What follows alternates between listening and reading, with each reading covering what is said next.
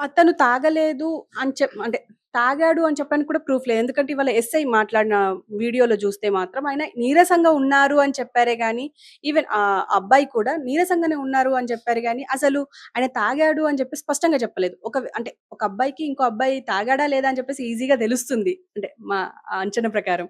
కానీ అంటే అంటే లేదు, తాగలేదు అని చెప్పేసి అంటున్నారు. మీరు ఎలా స్పష్టం ఇప్పుడు చేస్తారు? వాళ్ళు ఏం చెప్పారంటే నీరసంగా కనపడుతున్నాడు. హ్మ్. కొంతమంది తాగి అల్లరి చేస్తారు. అతను సైలెంట్‌గా ఉన్నాడని చెప్పారు. అవును. అంటే స్మెల్ వస్తుంది, స్మెల్ రావట్లేదనే విషయం చెప్పలా. హ్మ్. ఇంకొకటి వాళ్ళు భయపడి ఉండొచ్చు కూడా. ఇప్పుడు ఒక వ్యక్తి మీద ఒక నింద వేస్తే మళ్ళీ అతని వర్గానికి చెందిన వాళ్ళు ఏదన్నా బాధపడే అవకాశం ఉంది. చనిపోయిన వ్యక్తి గురించి ఎందుకులని ఒకవేళ అలాంటి అనుమానం వచ్చినా కూడా చెప్పుండకపోవచ్చు. హ్మ్. తాగలేదు పోనీ. మరి ఎందుకలా బిహేవ్ చేస్తున్నాడు? హ్మ్. ఇప్పుడు అక్కడెక్కడో పడిపోయాడండి. కోదాడ దగ్గర వైన్ షాప్‌లో ఏదో తీసుకున్నాడు. కంచికచర్ల పరిటాల మధ్యలో పడిపోయాడు. మట్టి ఇప్పుడు షర్ట్‌కి మట్టి ఉంది. హ్మ్. ఆ మట్టితోని ఇక్కడికొచ్చి ఇక్కడ రెండోసారి పడిపోయాడు. హ్మ్. తాగకపోతే పోనీ హెల్త్ బాలేదు. హాస్పిటల్‌లో జాయిన్ అవ్వాలి గదా! హ్మ్. నాకేదో తేడాగా ఉంది. ఒంట్లో బాలేదని చెప్పి హాస్పిటల్‌కెళ్ళాలి. అంటే మరి ఆరోగ్యం తన మీద తనకు నమ్మకం ఉంది. ఏం జరిగిందో తనకు తెలుసు. హ్మ్. మరి అక్కడ తాగలేదు పోనీ అక్కడ వైన్ షాప్‌లో మద్యం తీసుకున్నది క్లియర్‌గా తెలుస్తుంది గదా! ఇప్పుడు కోదాడలో కూడా కొన్నాడో లేదనే విషయాన్ని ఫుటేజ్‌లతో సహా రేపో ఎల్లుండో వచ్చేస్తాయి. హ్మ్. ఎందుకంటే ఇప్పుడు బ్యాంక్ స్టేట్‌మెంట్‌లో అతను ఎక్కడెక్కడ పే చేసాడో తెలిసిపోద్ది. ఏ పెట్రోల్ బంక్‌లో ఆయిల్ కొట్టించుకున్నాడు, ఏ వైన్ షాప్‌లో మద్యం తీసుకున్నాడు. ఆ పేమెంట్‌లుంటాయి గదా! హ్మ్. దాన్ని బట్టి ట్రేస్ చేసేస్తారు. అంటే ఇక్కడ ఆయనని థ్రెట్ చేశారు. కావాలనే ఆయనను బెదిరించి ఉండొచ్చు. అంటే వీళ్ళు కొన్ని క్వెషన్స్ రైజ్ చేస్తున్నారు. వీళ్ళు ఖచ్చితంగా ఆయనను బెదిరించియో, లేకపోతే గన్ను చూపించో ఆయనని వైన్ కొనేలాగా చేసి, ఇదంతా ఫుటేజ్ క్రియేట్ చేశారు. అండ్ ఆయనని చంపేసి వేరే అతనితో మానిప్యులేట్ చేసి అంటే అదే బాడీతో మ్యాచ్ అయ్యేటట్టుగా ఒక అతనితో ఆ బండిని తోలించి చేశారు అని చెప్పేసి కూడా వస్తుంది. అండ్ ఇంకా గడ్డం ఉన్న వ్యక్తిని ఫోటో మనకు బయటకొస్తుంది. అంటే మాస్క్ లేకుంటే ఎలా కనిపిస్తారు అనేది. అంటే ఇవన్నీ వాళ్ళు మానిప్యులేట్ చేస్తున్నారా? లేకపోతే ఇంకెవరైనా మానిప్యులేట్ చేసే అవకాశం ఉంది అంటున్నారా? మాస్క్ లేకుండా ఎలా ఉంటాడని ఊహాత్మక చిత్రాన్ని విడుదల చేశారు అవును. వీళ్ళు. ఆ!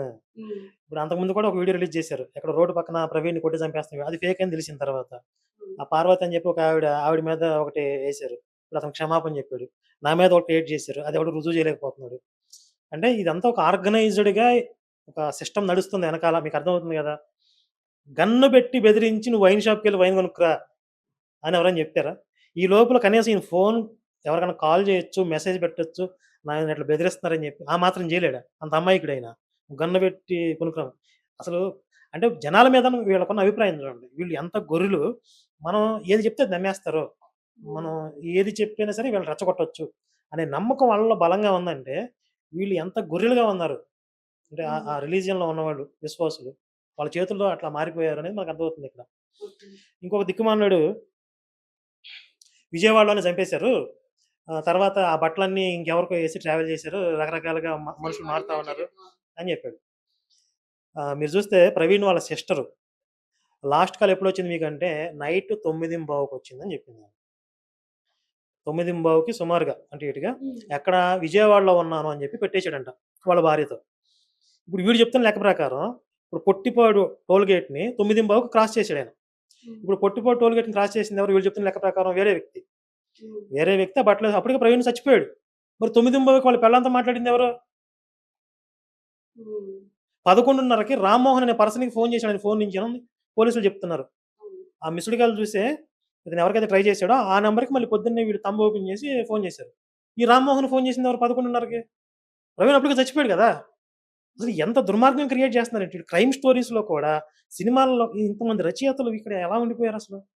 మీ టీవీ ఛానెల్స్‌లో కొంచెం బ్రేక్ ఇవ్వచ్చు కదా వాళ్ళకి. హ్మ్. క్రైమ్ స్టోరీస్ రాస్తారు. ఓకే. అంత అంత టాలెంట్‌ని మీరు పట్టించుకోవట్లేదు. సో